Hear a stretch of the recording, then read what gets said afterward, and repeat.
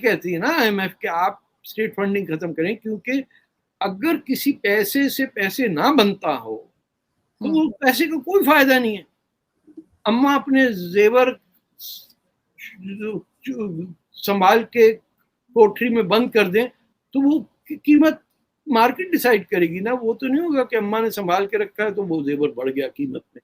नहीं, वो तो जेलसी में नहीं पहनने देती ना कि बहू क्यों नहीं पहन रहे। मगर ये भी कहा जा रहा है कि जो पॉलिटिशियंस हैं, ब्यूरोक्रेट्स हैं, आर्मी ऑफिसर्स हैं और दूसरे लोग, इनकी अयाशियां भी कंट्रोल की जाए। जो 4-4 गाड़ियां लेके घूमते हैं, नौकर चाकर, ये इसकी पेमेंट गवर्नमेंट ना करे, अपनी जेब से करे अगर करना है तो। हाँ, तो कैसे करेंगे? अपनी जेब से कैसे करेंगे? और दुआ कीजिए कि हमें डॉलर मिल जाए क्योंकि हम डॉलर देखने को तरस रहे हैं। तो IMF का आप यकीनन फॉलो कर रहे होंगे जो मीटिंग्स चल रही थी। क्या लग रहा है आपको कि दोबारा इनको यानी लोन मिल जाएगा, और अगर मिल जाएगा तो पाकिस्तान में रोका कैसे जाएगा उस पैसे को? ये तो फिर बाहर ले जाते हैं। बाहर नहीं, उन्होंने जो कंडीशन डाली है कि ये पाकिस्तान फौज की जो खर्चा है कि इंडिया की मिलिट्री से 80% पाकिस्तान आर्मी है और कोई 1/10 भी साइज नहीं है, तो ये उसी बात में आ जाती कि पाकिस्तान दुनिया भर में तो मुल्कों की फौज होती है, यहाँ फौज का एक मुल्क है। तो द बेसिक थिंग इज कि this money is being asked for to feed the military establishment.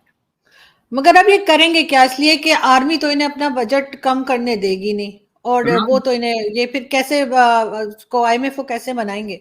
ये IMF को ना मनाएं, ये अपना हेर फेर करके लोगों पे सब्सिडीज हटा देंगे, महंगाई होएगी, सिविल टेंशन बढ़ेगी सोसाइटी में।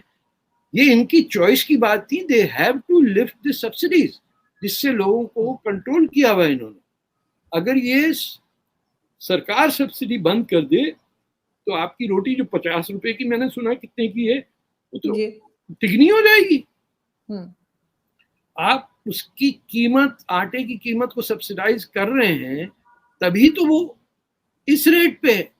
अगर ये सब्सिडी हटा दी गई, स्टेट की फंडिंग जा रही है इन द इकोनॉमी जहां उसका नतीजा नहीं कोई निकलता।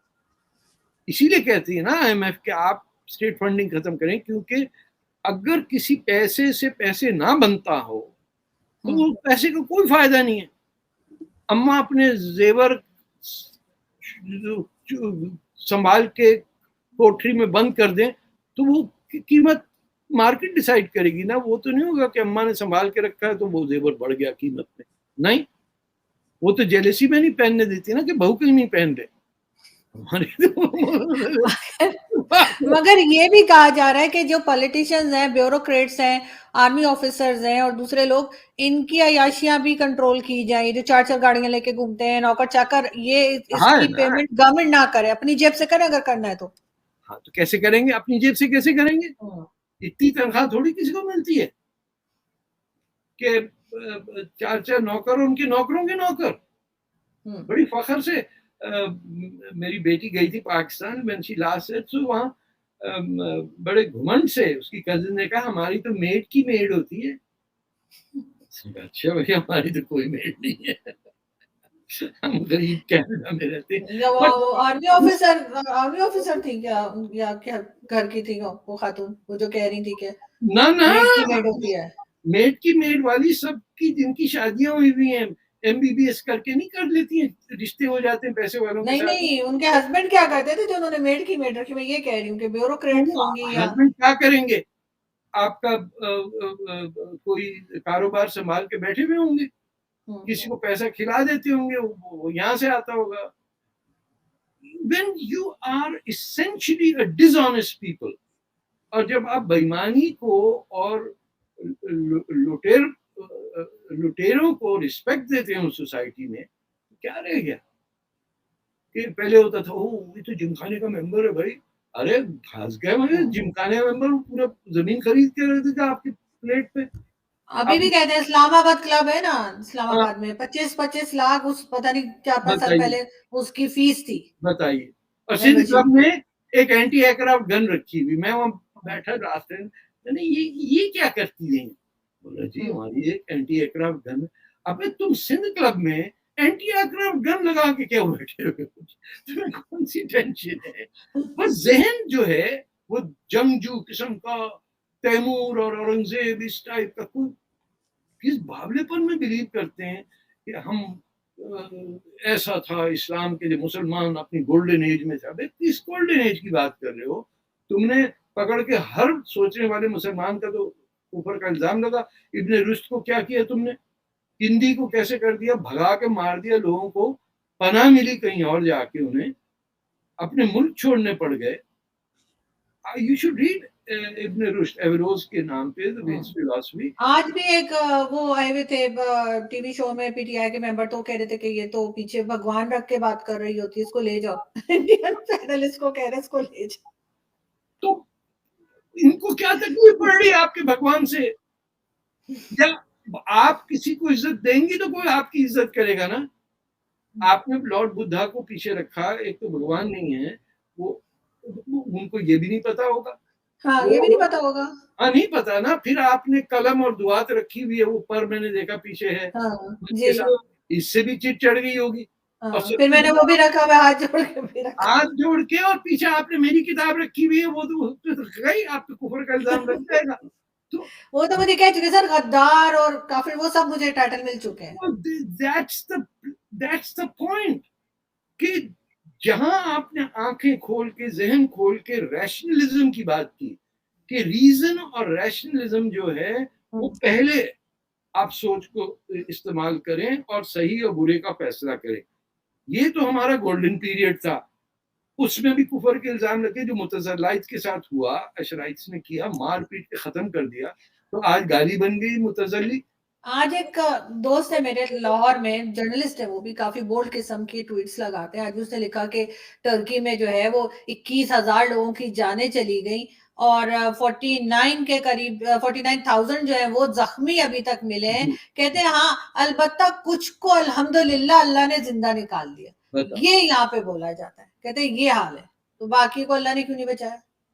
नहीं, if there is a God, then होगा, अल्लाह भी होगा कहीं बैठा हुआ। लेकिन ये इस किस्म की बातें ऐसे करते हैं ना, झूठे पड़ेंगे हमें। हाँ, हम हर घटियापन, चोरी, उचक्के के अंदर उसको इन्वोक कर लेते हैं। अरे जुए के अंदर अल्लाह को इन्वॉल्व करते हैं, दुआएं मांग रहे होते हैं लॉटरी लग जाए। ये मतलब कौन रिस्पेक्ट करेगा हमें कि वहां वो हमारे यहाँ 649 एक लॉटरी होती है, उस पर दुआ कर रहा आदमी, एक लग जाए, बस एक दवा लग जाए वहां से। फिर मैंने कहा फिर तू स्मगलर बनेगा, चोर चक्की करेगा, इससे कोई नेक काम तो नहीं होगा। ये तो नहीं होगा कि फूड बैंक खोल देगा तू। तुझे पैसा चाहिए, हाँ, ऐसा करके ना घूम घूम।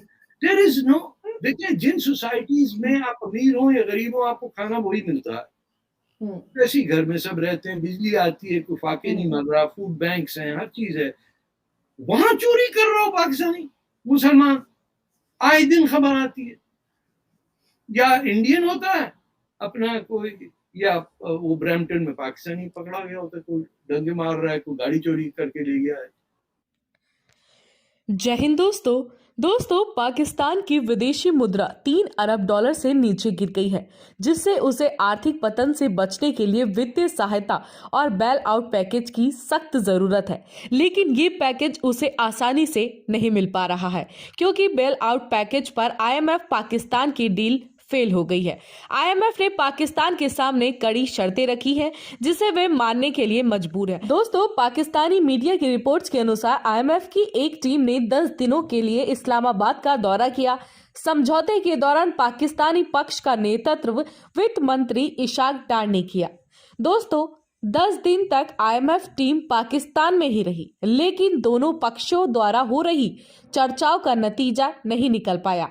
वित्त मंत्री इशाक डार ने IMF मिशन प्रमुख से रक्षा बजट में कटौती की शर्तों को हटाने का अनुरोध किया। तभी IMF प्रमुख ने बातचीत रोक दी और समझौते पर हस्ताक्षर किए बिना पाकिस्तान छोड़ने का फैसला कर दिया।